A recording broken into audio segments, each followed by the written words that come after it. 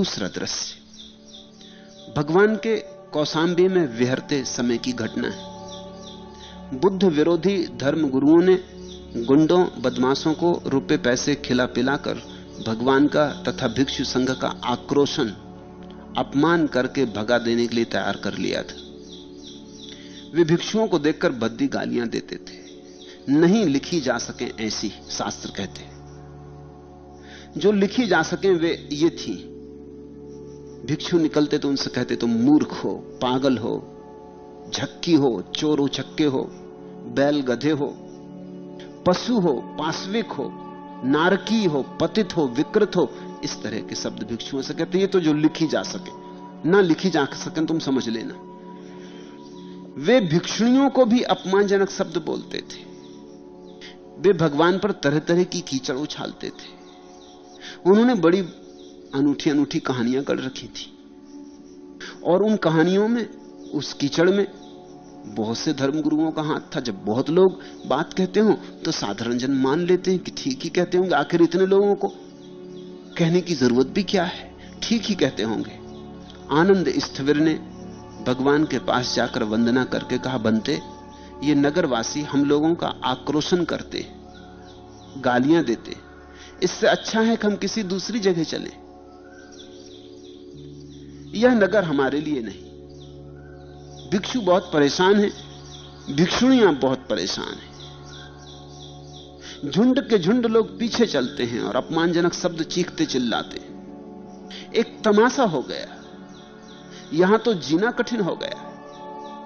फिर आपकी आज्ञा है कि हम इसका कोई उत्तर न दें, धैर्य और शांति रखें।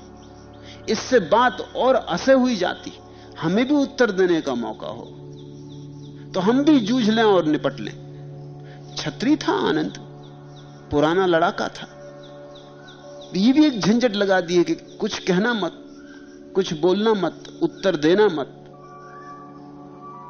तो हम बड़ी मुश्किल में पड़ गए, फांसी लग गई। वे फांसी लगा रहे हैं और आप फांसी लगाए हुए। आप कहते हैं बोलो मत, चुपचाप रहो, शांत रहो, धैर्य रखो। इससे बात बहुत असह्य हो गई। और चुप्पी का अर्थ लोग क्या समझते हैं आपको पता है बनते?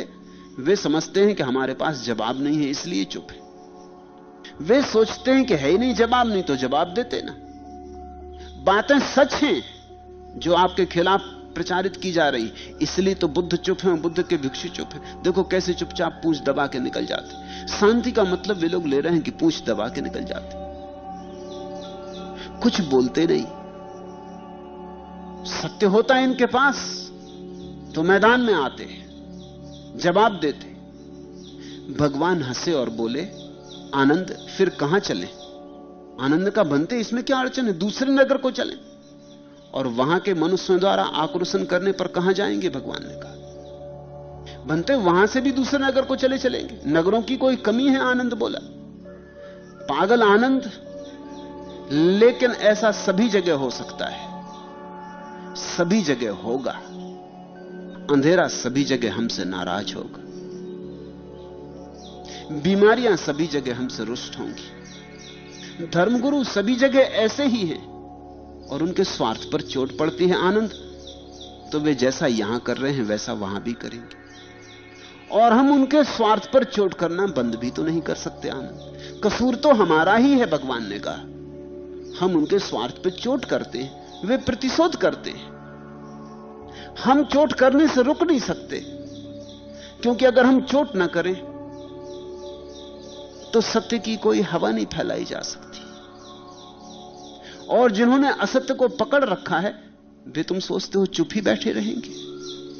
उनके स्वार्थ मरते, उनके निहित स्वार्थ जलते, टूटते, फूटते वो बदला लेंगे। कोई मठाधीश है, कोई महामंडलेश्वर है, कोई शंकराचार्य है, कोई कुछ है, कोई कुछ है। उनके सबके स्वार्थ है। ये कोई सत्य असत्य की ही थोड़ी सीधी लड़ाई है। असत्य के साथ बहुत स्वार्थ जुड़ा है। अगर हम सही हैं तो उनके पास कल कोई भी ना जाएगा, और वे उन्हीं पर जीते, आने वालों पर जीते। तो उनकी लाख चेष्टा तो होगी ही कि वो हमें गलत सिद्ध करें।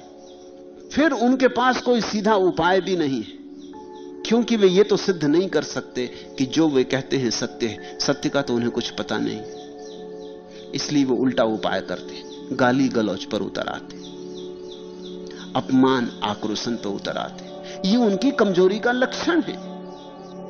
गाली गलौज की कोई जरूरत नहीं है। हम अपना सत्य निवेदन करते हैं, वे अपना सत्य निवेदन कर दें, लोग निर्णय कर लेंगे, लोग सोच लेंगे। हमने अपनी तस्वीर रख दी, वे अपनी तस्वीर रख दें, मगर वे अपनी तस्वीर रखते नहीं, उनके पास कोई तस्वीर नहीं। उनका एक ही काम है कि हमारी तस्वीर पर कीचड़ फेंके। यही एक उनके पास उपाय है। तू उनकी तकलीफ भी समझ आनंद, बुद्ध ने कहा। उनकी अड़चन देख, अपने ही दुख में मत उलझ। हमारा दुख क्या खाक दुख है। गाली दे दी, दे दी। गाली लगती कहां, लगती किसको? तू मत पकड़ तो लगेगी नहीं। बुद्ध ये हमेशा कहते थे कि गाली तब तक नहीं लगती जब तक तुम लो ना। तुम लेते हो तो लगती। किसी ने कहा गधा, तुमने ले ली, तुम खड़े हो गए कि तुमने मुझे गधा क्यों कहा। तुम लो ही मत। आया हवा का झोंका, चला गया हवा का झोंका। झगड़ा क्या है? उसने कहा उसकी मौज। मैं भी कल ही एक छोटी सी कहानी पढ़ रहा था। अमेरिका में प्रेसिडेंट का चुनाव पीछे हुआ, कार्टर और फोर्ड के बीच, एक होटल में कहीं टेक्सास में। कुछ लोग बैठे गपशप कर रहे थे और एक आदमी ने कहा यह फोर्ड तो बिल्कुल गधा है। फिर उसे लगा कि गधा जरा जरूरत से ज्यादा हो गया, तो उसने कहा गधा नहीं तो कम से कम घोड़ा तो है ही। एक आदमी कोई 6.5 फीट लंबा एकदम उठ के खड़ा हो गया और 2-3 घूंसे उस आदमी को जड़ दिए। वो आदमी बहुत घबराया। उसने कहा कि भाई आप क्या फोर्ड के बड़े प्रेमी हैं? उसने कहा कि नहीं, हम घोड़ों का अपमान नहीं सह सकते। अब तुमसे कोई गधा कह रहा है, अब कौन जाने गधे का अपमान हो रहा है कि तुम्हारा हो रहा है। फिर गधे भी इतने गधे नहीं कि गधे कहो तो नाराज हो। तुम क्यों नाराज हुए जा रहे हो? और वो जो कह रहा है वो अपनी दृष्टि निवेदन कर रहा है। गधों को गधे के अतिरिक्त कुछ और दिखाई भी नहीं पड़ता। उसे हो सकता तुम्हें गधा दिखाई पड़ रहा हो, उसको गधे से ज्यादा कुछ दिखाई ही ना पड़ता हो दुनिया में। उसकी अड़चन है, उसकी समस्या है, तुम इसमें परेशान क्यों हो? बुद्ध कहते थे तुम लो मत, गाली को पकड़ो मत। गाली आए, आने दो, जाए, जाने दो, तुम बीच में अटकाओ मत। तुम न लोगे तो तुम्हें गाली मिलेगी नहीं। तुम शांत रहो। आनंद ने कहा यह तो बड़ी मुश्किल है, तो हम क्या करें? बुद्ध ने कहा क्या करें? संघर्ष हमारा जीवन है, और कहीं और जाने से कुछ भी हल ना होगा। फिर भी आनंद ने कहा तो हम करें क्या? आनंद हम सहें, बुद्ध ने कहा हम शांति से सहें। सत्य के लिए यह कीमत चुकानी ही पड़ती है। जैसे संग्राम भूमि में गया हाथी चारों दिशाओं से आए हुए बाणों को सहता है, ऐसे ही अपमानों और गालियों को सह लेना हमारा कर्तव्य है। इसमें ही तुम्हारा कल्याण है। इसे अवसर समझो और निराश न हो। उन गालियां देने वालों का बड़ा उपकार है। यह बुद्ध की सदा की दृष्टि है, यह बुद्धों की सदा की दृष्टि है। इसमें भी हमारा उपकार है। न वे गाली देते, न हमें शांति रखने का ऐसा अवसर मिलता। न वे हमारा अपमान करते, न हमारे पास कसौटी होती कि हम अपमान को अभी जीत सके या नहीं। वे खड़ा करें तूफान हमारे चारों तरफ और हम निर्विघ्न, निश्चिंत और अकंप बने रहें, तो उनका उपकार मानो। वे परीक्षा के मौके दे रहे हैं। इन्हीं परीक्षाओं से गुजर के निखरोगे तुम, इन्हीं परीक्षाओं से गुजर के मजबूत होगे। अगर वे ये मौके न दें तो तुम्हें कभी मौका ही नहीं मिलेगा कि तुम कैसे जानो कि तुम्हारे भीतर कुछ सचमुच ही घटा है या नहीं घटा है। उनकी कठिनाइयों को कठिनाइयां मत समझो, परीक्षाएं समझो, और तब उनका भी उपकार है। और जाने से कुछ भी ना होगा। बुद्ध ने कहा इस गांव को छोड़ोगे दूसरे गांव में यही होगा, दूसरा गांव छोड़ोगे तीसरे गांव में यही होगा, हर जगह यही होगा। हर जगह धर्मगुरु हैं, हर जगह गुंडे। और हर जगह धर्मगुरुओं और गुंडों के बीच सांठगांठ है, वो पुरानी सांठगांठ है। राजनीतिक और धर्मगुरु के बीच बड़ी पुरानी सांठगांठ है। राजनीतिक मीन्स का अर्थ होता स्वीकृत गुंडे, सम्मानित गुंडे, जो बड़ी व्यवस्था और कानून के ढंग से अपनी गुंडागिरी चलाते। इनके साथ भी पीछे अस्वीकृत गुंडों का हाथ होता है, वो भी पीछे खड़े। हर कोई जानता है कि तुम्हारा राजनेता जिनके बल पर खड़ा होता है वो गुंडों की एक कतार है।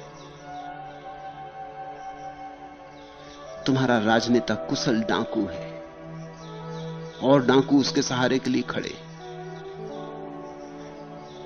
और धर्मगुरु, इन दोनों की सांठगांठ है। धर्मगुरु सदा से कहता रहा कि राजा भगवान का अवतार है, और राजा आके धर्मगुरु के चरण छूता है।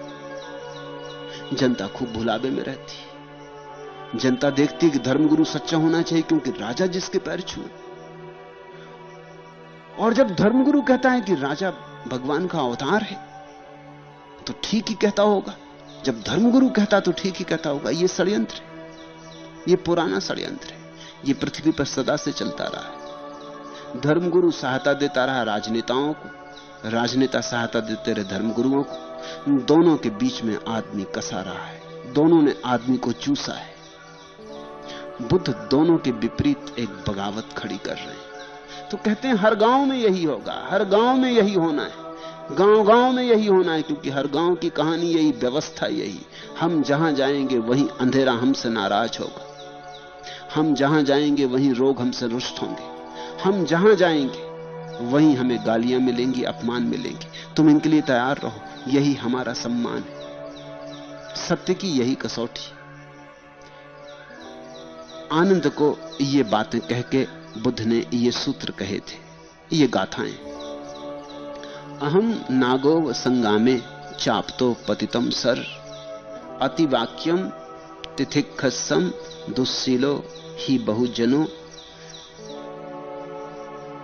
दंतम नयंती समितम दंतम राजाभि रुहति, दंतो श्रेष्ठो मनुष्येषु योति वाक्यम तिथिख्याति, नहीं एते ही याने ही गच्छे अगतम दिशम, यथा तत्थना सुदंतेन दंतो दंतेन गच्छति, इदम पुरे चित्तम चारी चारिकम एनिच्छिकम यथ कामम यथा सुखम, तदज्जहम निगहे सामी योनिसो, हत्तिप भिन्नम विथ अकुंस गहो।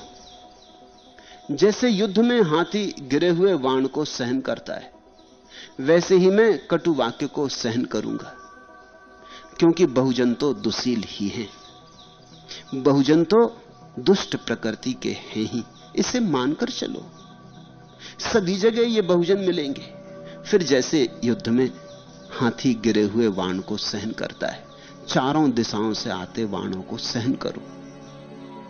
ये स्वीकार करके कि दुनिया में अधिक लोग दुष्ट हैं, बुरे हैं, उनका कोई कसूर भी नहीं, वे बुरे हैं इसलिए बुरा करते हैं, वे दुष्ट हैं इसलिए दुष्टता करते हैं। ये उनका स्वभाव है। बिच्छू काटता है, सांप फुफकारता है, बिच्छू काटता है तो जहर चढ़ जाता है, इसमें बिच्छू का कोई कसूर थोड़ी है। ऐसा बिच्छू का स्वभाव है। अधिक लोग मूर्छित हैं, मूर्छा में जो भी करते हैं वो गलत होगा ही। उनके दिए जले नहीं, अंधेरे में टटोलते हैं, टकराते हैं, संघर्ष करते हैं। दांत प्रशिक्षित हाथी को युद्ध में ले जाते हैं, दांत पर राजा चढ़ता है। मनुष्यों में भी दांत श्रेष्ठ है, जो दूसरों के कटु वाक्यों को सहन करता है। राजा हर हाथी पर नहीं चढ़ता, राजा दांत हाथी पर चढ़ता है। दांत का मतलब जो ठीक से प्रशिक्षित है, कितने ही बाण गिरे तो भी हाथी टस से मस न होगा, राजा उस पर सवारी करता है। भगवान भी उसी पर सवारी करते हैं जो दांत है, उस पर जीवन का परम शिखर रखा जाता है। दांत प्रशिक्षित हाथी को युद्ध में ले जाते हैं, दांत पर राजा चढ़ता है। मनुष्यों में भी दांत श्रेष्ठ है, जिसने अपने को प्रशिक्षित कर लिया। और ये सारे लोग अवसर जुटा रहे हैं तुम्हें प्रशिक्षित करने का, ये फेंक रहे बाण तुम्हारे ऊपर, तुम अकंप खड़े रहो इनकी गालियों की वर्षा के बीच। हिलो नहीं, डुलो नहीं, जीवन रहे की जाए लेकिन कपो नहीं, तो राजा तुम पर सवार होगा। राजा यानी चेतना की अंतिम दशा, समाधि तुम पर उतरेगी, भगवान तुम पर विराजेगा, तुम मंदिर बन जाओगे, तुम सिंहासन बनोगे प्रभु के। दांत पर राजा चढ़ता है, ऐसे ही तुम पर भी जीवन का अंतिम शिखर रखा जाएगा। इन यानों में से कोई निर्वाण को नहीं जा सकता। ये जो धर्मगुरु और पंडित और जमाने भर के पुरोहित कह रहे हैं, इन मार्गों से कोई कभी निर्वाण को नहीं जा सकता। अपने को जिसने दमन कर लिया है वही सुदांत वहां पहुंच सकता है। सिर्फ एक ही व्यक्ति वहां पहुंचता, एक ही भांति के व्यक्ति वहां पहुंचते जिन्होंने अपनी सहनशीलता अपरसीम कर ली, जो ऐसे दांत हो गए कि मौत भी आए तो उन्हें कपाती नहीं, जो कपते ही नहीं। ऐसी निष्कंप दशा को कृष्ण ने कहा स्थिति प्रज्ञ, जिसकी प्रज्ञा स्थिर हो गई।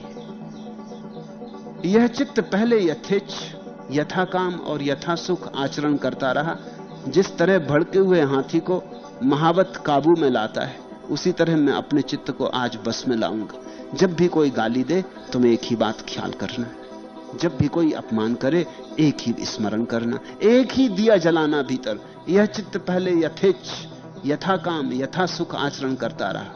जिस तरह भड़के हुए हाथी को महावत काबू में लाता है, उसी तरह मैं अपने चित्त को आज बस में लाऊंगा। हर अपमान को चित्त को बस में लाने का कारण बनाओ, हर गाली को उपयोग कर लो, हर पत्थर को सीढ़ी बनाओ। इस जीवन में जो भी तुम्हें मिलता है उस सभी का सम्यक उपयोग हो सकता है। गालियां भी मंदिर की सीढ़ियां बन सकती, और ऐसे तो प्रार्थनाएं भी मंदिर की सीढ़ियां नहीं बन पाती। सब तुम पर निर्भर है। तुम्हारे पास एक सृजनात्मक बुद्धि होनी चाहिए। बुद्ध का सारा जोर, समस्त बुद्धों का सदा से जोर इस बात पर रहा है, जो जीवन दे उसका सम्यक उपयोग कर लो। जो भी जीवन दे उसमें यह फिक्र मत करो अच्छा था, बुरा था, देना था कि नहीं देना था, जो दे दे। गाली आए हाथ में तो गाली का उपयोग करने की सोचो कि कैसा उसका उपयोग करूं कि मेरे निर्वाण के मार्ग पर सहयोगी हो जाए।